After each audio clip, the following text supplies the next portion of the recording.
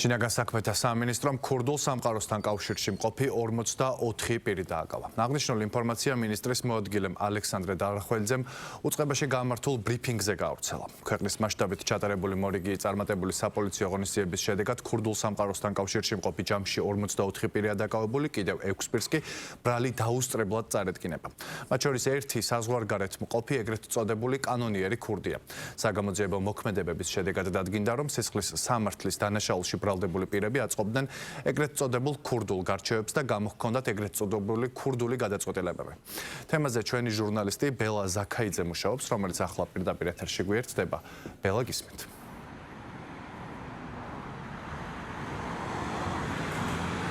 დიახ, ბოლო 24 საათში ჩატარებული მასშტაბური სპეცოპერაციის დეტალებზე შინაგან საქმეთა სამინისტროში გამართულ ბრიფინგზე მინისტრის მოადგილემ ალექსანდრე დარახველიძემ ისაუბრა, როგორც დარახველიძემ განაცხადა, კახეთში და თბილისში ჩატარებული სასამართლოს განჩინების საფუძველზე ჩატარებული სპეცოპერაციების შედეგად არის დაკავებული 44 ადამიანი, რომელსაც ბრალად ქურდული სამყაროს წევრობა და მხარდაჭერა ედებათ, ასევე 6 ადამიანს აქვს დაუსწრებლად ბრალი წარდგენილი, მათ შორის ეგრეთ წოდებულ კანონიერ ქურდს მამუკა შუბითიძეს.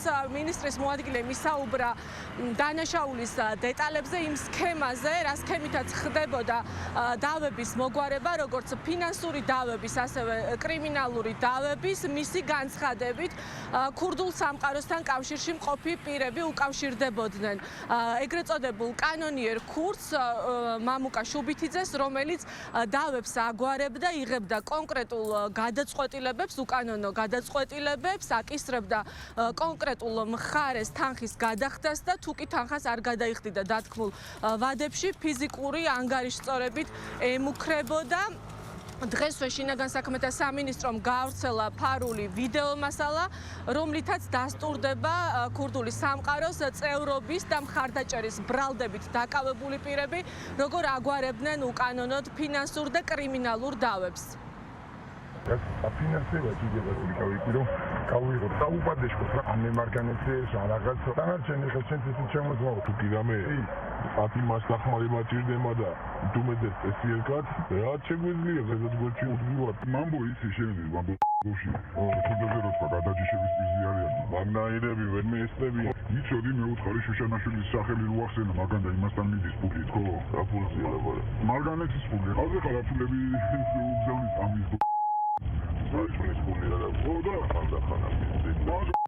Luca, momishine, it's no, you know what? The other one, Pakusa Devra, Kaifulas and the Fias, Magnet, I'm sure today, that's my boy, Sepidem, Shekwato, Bidel, and Mistake. Akajari, no one could be the area. I know, you know, put the Saramanda